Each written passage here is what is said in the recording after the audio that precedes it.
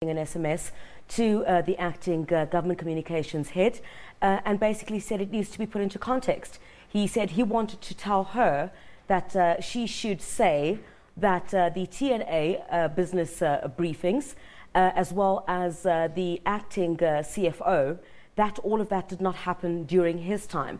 But I think of greater concern at this stage is that Phumla William believes that Mzwanele Manyi basically wanted to influence what she was to tell the Commission today. Because so those TNA, the New Age breakfast briefings are controversial. We'll get to that. But is the Commission viewing this as intimidation? Maybe if I was mentioned in the wrong context, I'd also want to just send a message and say, listen, by the way, hey. Well, I think that's exactly why the Justice Zondo has asked for more information from the legal teams, basically to first get the SMS that was sent and see what way forward. This might even result in Jimmy Manyi himself being called to the Commission to come and answer about why he sent the text message, because certainly Phumla William does believe that this was some form of intimidation for her not to say certain things to the Commission. So I think the Commission itself is really taking this very, very seriously, because I think many people, you recall in the very beginning, Francis,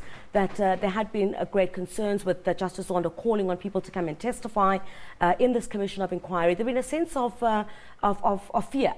So those who do come and testify really want to believe that they will be, but their safety will be taken seriously. All right, now let's look at those breakfasts. So they were controversial. They were funded, remember, by Transnet, by Eskom, by these SOEs, basically going to the New Age, to the Gupta family, SABC providing broadcasting services for a competitor.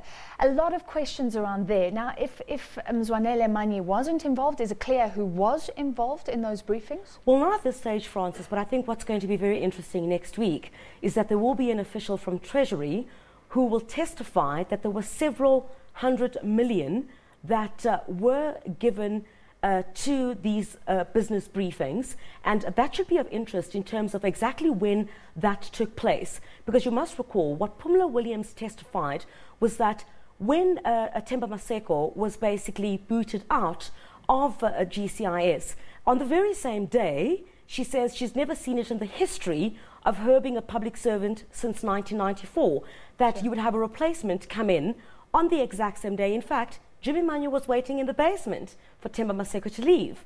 So I think that was very interesting to the Commission. But to fast forward to the answer to your question, Francis, is that what would be interesting to note is that you'd know that she testified also that quite a number of changes were made to key parts of government communications, including one of the aspects that featured quite prominently when Themba Maseko took the stand, where he spoke about media buying.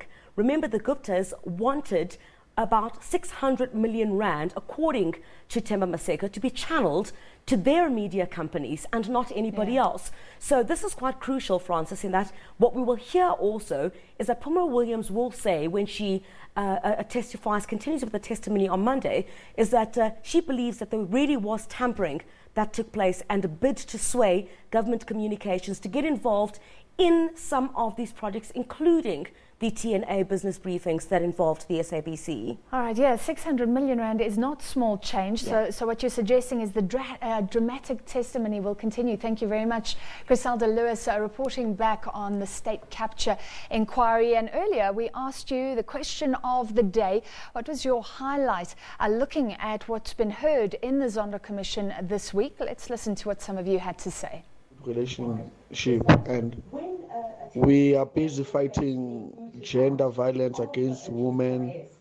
Little did we know that even women themselves, they're up there, they are mistreating each other. So that on its own touched me.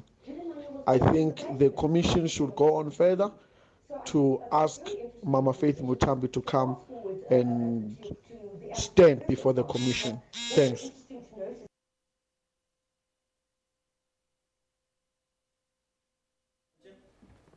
Of course, it's definitely been a